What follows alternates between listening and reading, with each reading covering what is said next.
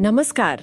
आज हम एक ऐसे विषय पर बात करने जा रहे हैं जो सुनने में शायद थोड़ा तकनीकी लगे, लेकिन जिसका असर बहुत बहुत गहरा रहा है। हमारे पास स्रोत के तौर पर एक लेख के कुछ हिस्से हैं। शीर्षक है संपत्ति अधिकार, मौलिक से विधिक, और ये सीधे तौर पर भारत के संविधान में हुए एक बहुत बड़े फेरबदल की बात करता है। जी हाँ, ये स्रोत हमें बताता है संविधान के 25वें संशोधन अधिनियम 1971 के बारे में। अब आप शायद सोचें कि भाई इसमें क्या खास बात है। खास बात ये है कि इस एक संशोधन ने एक बहुत ही अहम अधिकार की पूरी कानूनी हैसियत ही समझिए बदल दी थी। तो आज हम इसी गुत्थी को सुलझाने की कोशिश करेंगे कि आखिर हुआ क्या था और इसका मतलब क्या था। चलें शुरू करें। बिल्कुल, और ये समझना इसलिए भी जरूरी है क्योंकि ये महज एक तकनीकी बदलाव नहीं था। इसने कहीं ना कहीं नागरिक और राज्य के बीच के रिश्ते को कम से कम संपत्ति के मामले में तो दोबारा परिभाषित किया।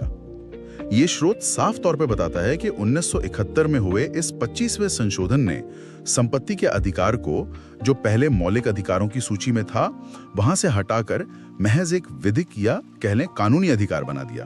अच्छा, यहीं पर रुकते हैं एक मिनट। मौलिक अधिकार और विधिक अधिकार, ये सुनने में थोड़े भारी शब्द लगते हैं ना। आमतौर पर लोग अधिकारों की बात करते हैं, लेकिन ये फर्क क्या है?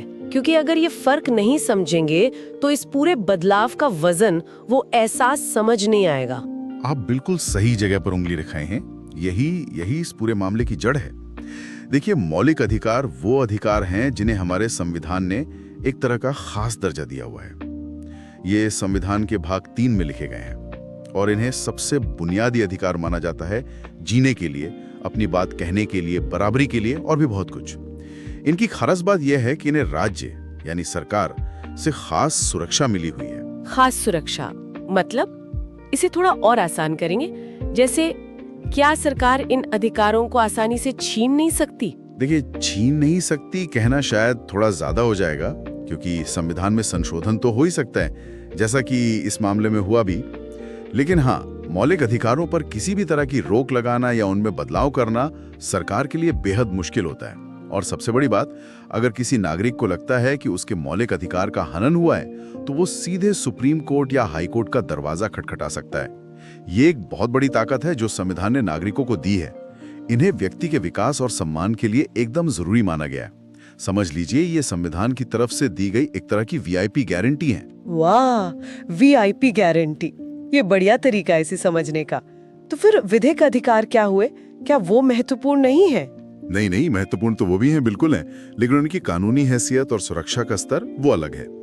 विधिक अधिकार वो होते हैं जो हमें संविधान के बजाय संसद या विधानसभाओं द्वारा बनाए गए सामान्य कानूनों से मिलते हैं। जैसे वोट डालने का अधिकार एक कानूनी अधिकार है, या कोई कॉन्ट्रैक्ट करने का अधिकार। अगर इन अधिकारों का उल्लंघन होता है तो भी आप कोर्ट जा सकते हैं, लेकिन आपको सामान्य कानूनी प्रक्रिया से गुजरना होगा। आप सीधे सुप्रीम कोर्ट ये कहकर नहीं जा सकते कि मेरा मौलिक अधिकार छीन लिया गया। अच्छा, तो मतलब रास्ता थोड़ा लंबा और शायद पेचीदा हो जाता है। हाँ, कह सकते हैं। और एक और बड़ा फर्क है, सरकारें सामान्य कानून बनाकर विधिक अधिकारों में बदलाव या उन्हें खत्म भी कर सकती हैं। इसके लिए संविधान संशोधन जैसी जटिल प्रक्रिया की जरूरत नहीं होती, जबकि मौलिक अधिकारों में बदलाव के लिए संसद में विशेष बहुमत चाहिए होता है, स्पेशल मेजॉरिटी, जो कि आसान नहीं होता। तो संक्षेप में कहें तो मौलिक अधिकार ज्यादा मजबूत, ज्यादा सुरक्षित और सीधे सुप्रीम कोर्ट तक पहुंच वाले अधिकार हैं, जबकि विधिक अधिकार सामान्य कानूनों पर आधारित होते हैं और उनकी सुरक्षा का स्तर थोड़ा नीचे होता है, कह सकते हैं। अब समझ आया, बिल्कुल साफ हो गया। तो 1971 में जो हुआ वो असल में संपत्ति के अधिकार को उस वीआईपी सुरक्षा घेरे से निकालकर एक सामान्य सुरक्षा घेरे में डालना था। बिल्कुल। ये तो वाकई बहुत बड़ा कदम था। हाँ। इसका मतलब तो ये हुआ कि आप संपत्ति रखना या पाना उतना बुनियादी अधिकार नहीं रहा जितना पहले माना जाता था, है ना? बिल्कुल। कानूनी भाषा में कहें तो उसका चरित्र बदल गया। वो अब भी एक अधिकार था, इसमें कोई शक नहीं, लेकिन वो मौलिक नहीं रहा।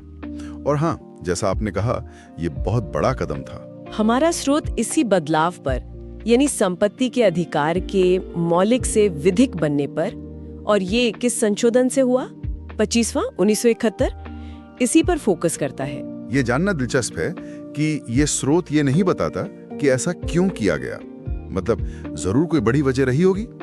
अक्सर संविधान में इतने बड़े बदलाव किसी खास सामाजिक, राजनीतिक या आर्थिक माहौल में ही होते हैं। हाँ, ये स्रोत उस क्यों पर रोशनी नहीं डालता।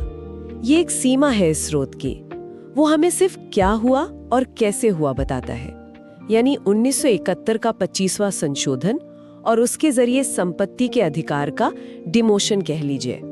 लेकिन ये अपने आप में एक ऐसी जानकारी है जो भारतीय संविधान के इतिहास को समझने के लिए बहुत जरूरी है। उस वक्त के हालात, बहसें और इसके पीछे की सोच क्या थी, ये जानने के लिए हमें शायद और स्रोतों को देखना पड़ेगा। पर ये बदलाव खुद में एक मील का पत्थर तो था ही। तो अगर हम इसके असर के बारे में सोचें, अगर संपत्ति का अधिकार अब मौलिक नहीं रहा, तो क्या इसका मतलब ये हुआ कि सरकार के लिए मान लीजिए विकास के काम करने हैं, जैसे सड़कें बनानी है, बांध बनाने हैं या कोई और सार्वजनिक परियोजना लगानी है, उसके लिए लोगों की जमीन लेना पहले से आसान हो गया होगा? क्योंकि अब लोग सीधे सुप्रीम कोर्ट नहीं जा सकते थे ये कहकर कि मेरे मौलिक अधिकार का हनन हो रहा है। ये एक बहुत तार्किक सवाल है और इसका जवाब हाँ में ही है। कम से कम सैद्धांतिक तौर पर तो यही लगता है। देखिए, जब कोई अधिकार मौलिक होता है तो सरकार की शक्तियों पर कई तरह की सीमाएं लग जाती हैं अपने आप।